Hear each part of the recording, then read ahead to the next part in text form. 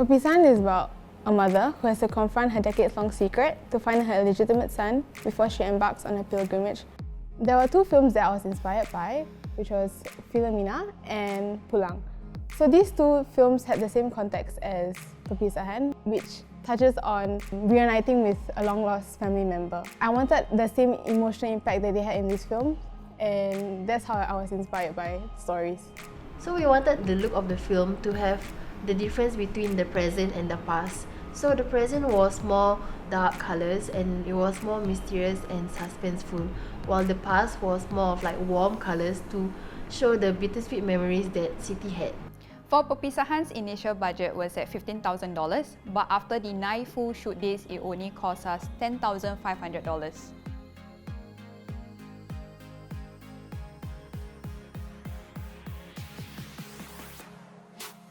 We are inspired in this film called Pulang, which we work closely on the cinematography and film looks. So there are two things that we have to look out for in this film, since we are breaking it down into period and contemporary.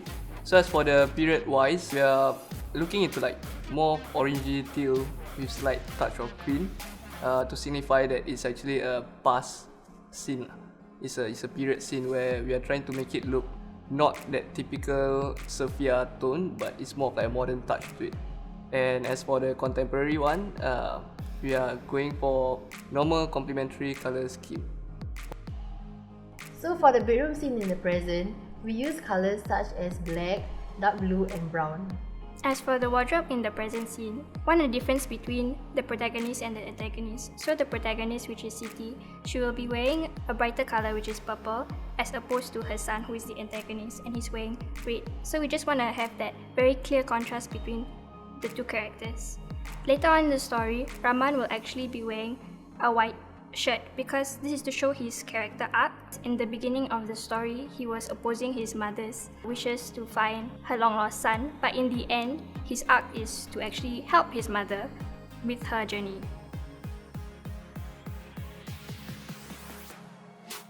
As I was writing the script, it was difficult because ultimately it will be translated to a Malay script. So luckily, I had two members in my group to help me, and that really eased my burdens. But I really enjoyed writing the script as I had many inspirations from my group members and my mentor. By having regular test shoots and mock shoots, which help us to understand each other's performance and chemistry, and this also helps us to coordinate better for our next shoot day. After every shoot, we sit together to have postmortems, whereby we freely express ourselves in terms of our thoughts and emotions, and this helps us to prepare better for the next day's shoot in terms of coordination and performance. So the process of our film took us about 5 months.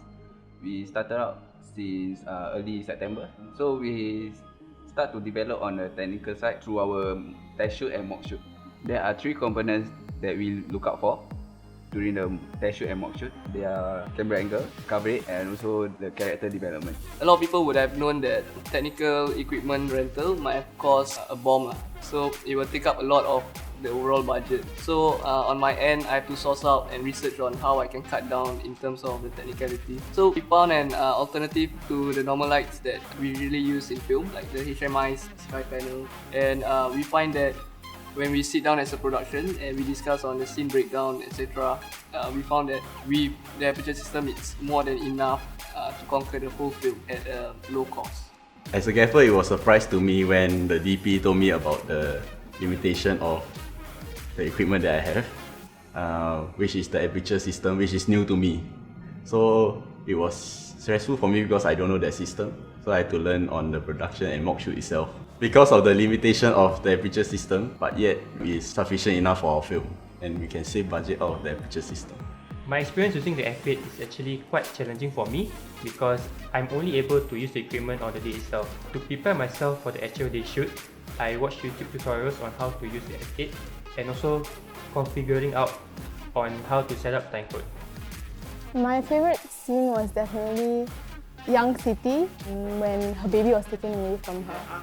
So this particular scene was extremely difficult as I had to make the actress to be emotional and be Siti herself. So she had to cry on set, and the emotions that she had to bring out was definitely hard as it was the moment where Siti's baby was taken away from her. And ultimately it was a traumatizing memory that will follow up to older Siti. Ayah buat apa tu? Ini anak haram. Ayah!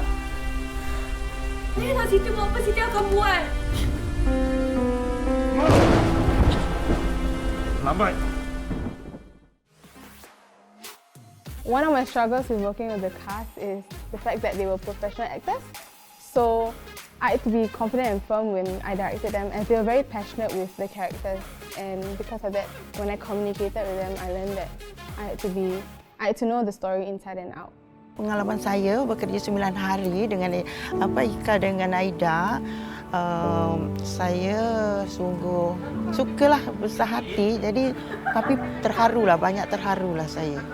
Watak seorang ibu tu memanglah sama bilang ibu tapi cara dia tu, pengalaman dia masing-masing masalah tu lainlah kan. Jadi saya seorang ibu dan seorang pelakon, jadi saya terpaksa menjiwailah. I totally enjoyed the experience throughout the process of the filming, especially how one characters deliver the emotion, be it the young Siti, the old Siti, and Rahman in the film.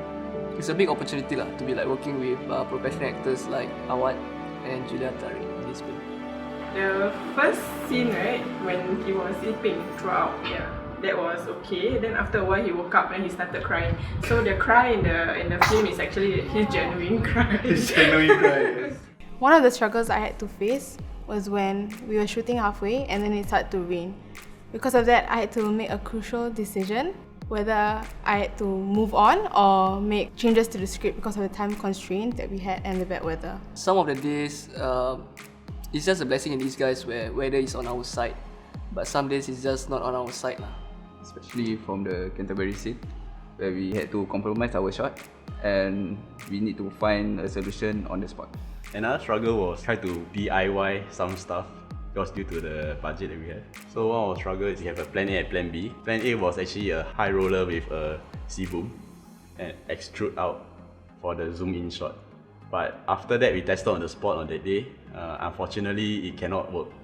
So luckily we have a standby plan B, which is a ladder with a gimbal with the DP climbing up the ladder and down and do that transition shot. It's a blessing that the plan B worked. We just don't depend on one plan, so we just plan for contingency. As for the car rig, we just rent out 3 suction cups and we just use our C-stand and the C-stand head itself to make out the rig itself. And we just drive around the car park area, and there's a car plate shot also. We also use the same thing. Although we are going on a budget way, we don't compromise safety.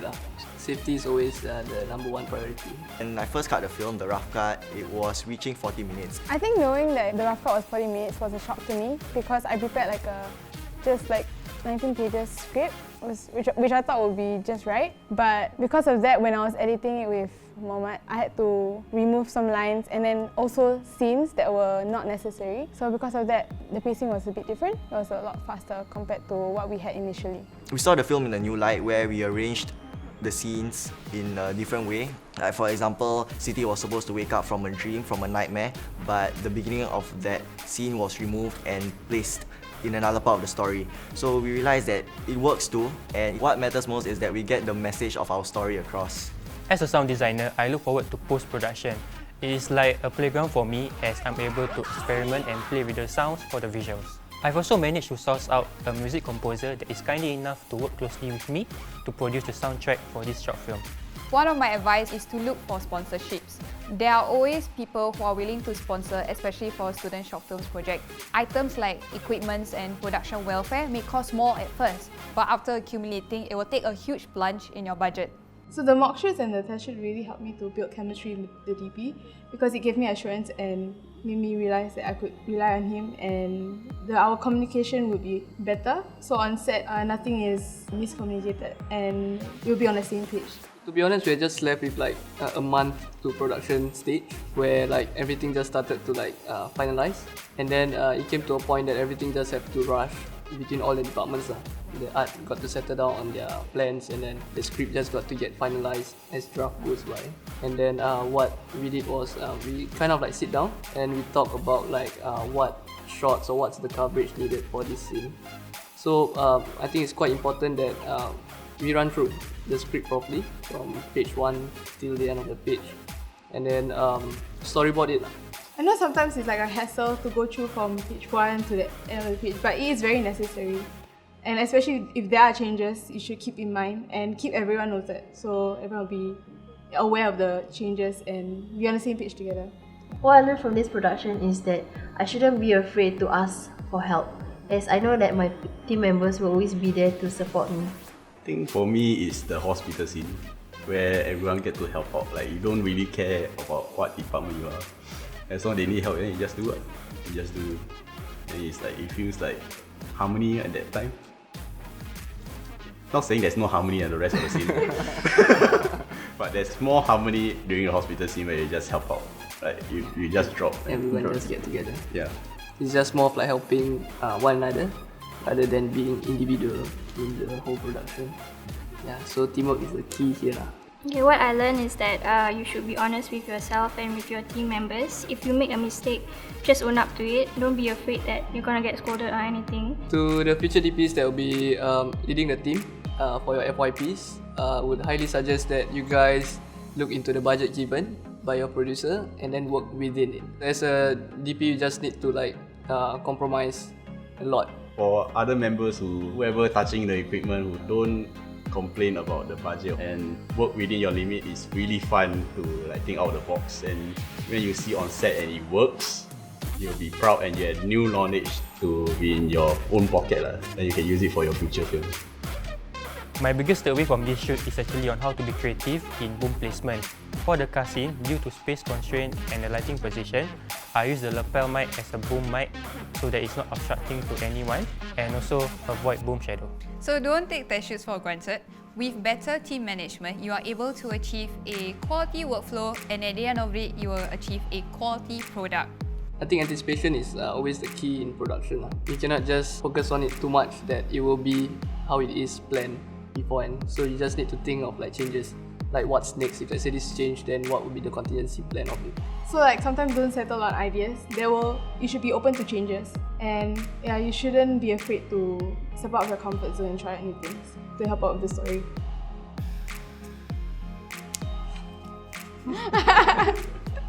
Saya rasa saya berbanggalah dengan anak-anak sekolah sekarang boleh buat filem.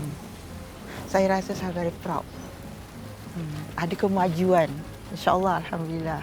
We at M1C Films would like to express our gratitude to Camera Rental Center because you guys saved a lot of like the budget spent for equipment. So thank you so much. And also the art department is extremely grateful for the rest of the team as well as the external crew for helping us whenever we needed help in terms of the set at the kampong house as well as the hospital scene.